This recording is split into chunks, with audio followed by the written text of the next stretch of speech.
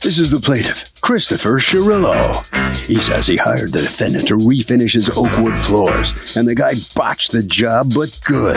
He let the careless slouch try to correct his mistakes, but he made things even worse. He's out all sorts of money due to the defendant's ineptness and is suing him here and now for the $5,000 it's going to cost him to repair his mistakes.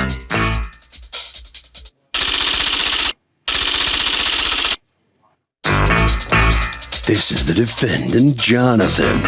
He says he's been redoing floors for 25 years, so he knows what he's doing, thank you very much. The plaintiff's one of those customers who's impossible to please, because one minute he loved the job and the next he hated it. Bottom line, he's done everything to satisfy the plaintiff, did a good job, and doesn't owe him a thing. He's accused of fouling up the floor. All parties, please raise your right hands. Welcome back to the People's Court. Next case on the docket, the plaintiff hired the defendant to refinish his wood floors and says the dude botched the job. But the defendant says he's done this for 25 years, so back off. It's the case of you gave me bad wood. Okay. Christopher Cirillo? Yes. You are suing the floor company represented by Jonathan. You're the owner. You've asked us not to mention your company name or your last name? Right. Okay. For $5,000 for poor workmanship, you want a refund of the money you paid him, plus the cost to redo your floor. That way you get free floor, and damages that he did to your place and pain and suffering. Okay, tell me what's going on. On November 28th, 2012, Jonathan, first day on the job was... How'd you find Jonathan? On the internet. Okay. We met, he did see the floors, they were in great shape. He did notice some things which... They were what? They were in great shape. So why were you having them redone? It's strictly just for a color change. Color, okay. Yes. So we were just redoing the living room. Okay. So I hired him. The plan is that you're going to pay him $960 in order to restain the floor. Strip it, take the color out of it, stain it, polyurethane. Yes. Okay, so go ahead. He sands the floor on November 28th. On the first day, one of his workers had accidentally... I have granite tile and it's hard to explain, but basically the two floors meet. Okay, do we have pictures of that? I do. Okay, can we see some pictures there? Yes. Okay, can you scroll through there? That's where the wood ends and your black tile begins, and your tile is what? Granite. Granite, Yes. okay, so that's where they meet, gotcha. That's what did the worker do? As you can see, it's still a little hard to see, but as you can see, the gray shadow, if you will, where the two floors meet, the sander went a little too far. And I actually have two tiles to show you. See that scuff or? No, but maybe I can see it on your computer if you don't Okay. mind. I'm getting close to you. That's fine. Okay, so you're talking about the sanding of the floor. Are you talking about right up here? Or are you talking about here? Where are you talking about? Right here. Okay, because he did what? He sanded too close and nicked the tile? Right. So he nicks that and you tell him what? Jonathan sees the mistake. He clearly says he'll buff it. Okay, so it wasn't deep. It didn't like take a chunk of the tile out. Well, the tile has a finish. So yeah, I know. So it right. nicked the finish, but it can be refinished. From what we both believed. All right, so it looked like that was reasonable to you. Okay, so go on. What happened? Which was fine. If you fix it, fine. Right. Okay, so that's the first day. The second day was the 29th. He stains the floor. Unfortunately, when he did stain the floor, it seemed just not right. Why? Very blotchy. There was a 2-foot, around the entire room, a 2-foot section that was completely a different color than the entire floor. But the entire floor was dark and light patchy. Okay. I do have a picture. Okay, let me see the picture. Okay. The best I can show is I have one picture because he did redo the floor again. So this is at that time. This is dated on November 30th. And this is the picture. I'll give you a good general idea of how the floor looked. Okay. Now, he says it's fine. When I put the finish is another word for polyurethane. When I put the finish on the floor, everything will blend, will match, everything will be fine. Okay, no problem. Day 3, November 30th, Jonathan does polyurethane the floor. At this point, his professionalism of 20 years, nobody takes tape and protects the kitchen cabinets. Now, my kitchen cabinets back along the wood floor. So when they polyurethane the floor, they get it all over the back of the cabinets. Do you have a picture of that? Yes, that was the first picture right here, actually. Those little dots is polyurethane. Unfortunately, the pictures do not do No, I know that justice, pictures don't always do justice. but I'm trying my best. Yeah, I've done this a long time. I know that. But where is it? Like these areas here? That is because that's where the polyurethane. flash is. That's where your flash is. So Right. that doesn't do it justice So either. if I do it, and I kind of tried to take it as we go. So you're talking about these areas here? Right, but unfortunately, this is about 7 feet long. This entire. That's what you could kind of see from a camera. Well, no, right. You have, the piece I'm looking at is about 1.5 feet long, but you're Right. saying it runs the 7 feet. Yes, correct. Okay. So I'm gonna stay here. Go ahead. When he complains to you about the floors and the damage, do you go over there? Because you're not actually doing the work, right? You have workers doing the work? Yes. All right, so do you go over there to take a look at the things he's complaining about? Right away, Your Honor. All right, and so did you see the polyurethane stains on the kitchen cabinet? Yes, I did. And did you see the nick on the tile? It was a quarter inch on the cabinet all the way down a line. I went over and immediately called my supplier. My supplier said, well, there's nothing that can take it all the way off of the Formica.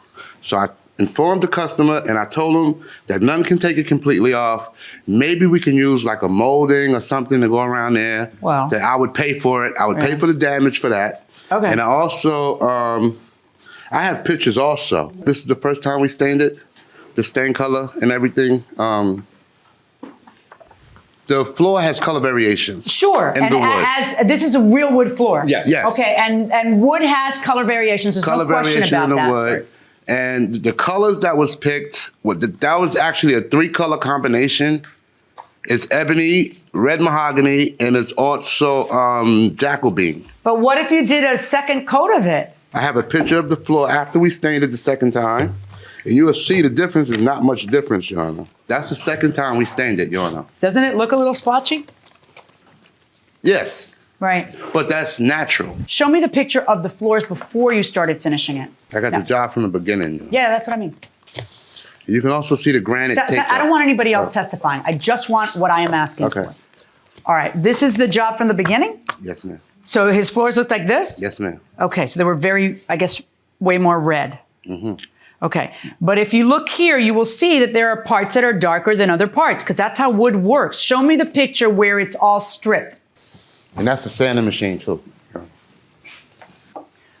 All right, and so when you look at this while he's sanding, you can see that some pieces of the wood are darker than other pieces, yes, right? Your Honor, that's not what's in question. Well, I don't know. See, you need to prove. I know. You understand that you need to prove what your damages we'll talk about now. That's a different issue. But the actual Floor. if you picked a darker stain, then, it all looks a lot more uniform. And some people like that look. And This might some people help. don't like that look. Some people like the look of having wood variation of the grain. But there's still the issue of the damages. So were you supposed to go back there and fix the damages? We come back, we buff the granite, in the interim of buffing the granite, the buffing machine, which runs at 2,500 RPMs, it scuffed the kick plate of his dishwasher. My God, can't you people get out of your own way? Why step back? I mean, you do this every day. Why Yes, can't they be but careful? It was a small kitchen, and we're trying to buff the whole so thing. you always damage the kitchen? No. Okay. No, but just this one particular time, we put a 2-inch scuff. I think you should have come in and done the second job to make sure nothing went wrong. I did. Oh, you did? You're the guy who scuffed the kick plate? Yeah, I did a kick For the plate. love. It was me who did it. Okay, and Show me a picture of the kick plate. once the kick plate was scuffed, I told Chris, I said, Chris, No. it's my fault. Okay, keep the money for buffing the floor, which is $150. Keep the money, get the scuffs fixed. Okay, and Gotcha. he agreed. He didn't pay me anything. And then he thought better of it. All right? Judge, can I add one thing, please? Yes. He threatened me. He threatened you. Yes, ma'am. I talked to him. He called me on the phone, demanding his money back. And when I told him to take me to court, he said he know where I live. He gonna send somebody to my house. And he also stated that he has family in the mafia, something like that. I don't know if he was playing or what, but at that time, it was a serious issue. Your Honor, I said he calling for it his would be money. in your best interest to settle Did you say something about the mafia? No, I did Yes, not. he did. Did you say Your I have family Yes, he members? did. I know No, where I you did live. not, Your Honor. Yes, You he sure? did. Yes, he Yeah, did. if I unfortunately, if I He did, did, Your I Honor. probably wouldn't. Do you have family members in the mafia? No, I do. Your Honor, Okay. he did. Trust me, he did. I'm not lying. So, if you stain a wood floor, will there be color variations or will it be the same? I really don't know. Ask this guy right here. Okay. I think so. Maybe with like the knots in the wood, there might be some variation, but not much. Is it just really not much? Is it just the knots that make the difference? Anybody?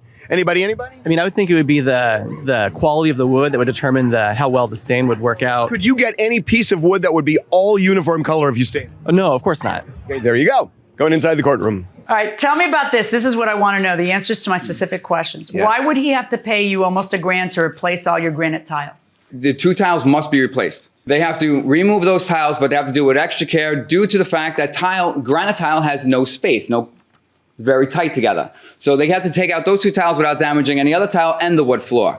Now they have to reset new 2 tiles. They have to cut it. They have to replace the 2 tiles. You can stretch that out to whatever. Let me see what you have. Okay. Do you have more than one estimate or you just have one estimate? No, just one, I'm sorry. Okay, now let's talk about the craft-made kitchen cabinet. Yes. Let me see your evidence on the craft-made kitchen cabinet. I already saw your evidence of the damage to it. What I want is the cost to it. For the actual item, it's $411 with tax and delivery charge. Okay. What's a door frame? We haven't talked about that. It's custom made to fit in this specific space. Show me pictures of the damaged door frame.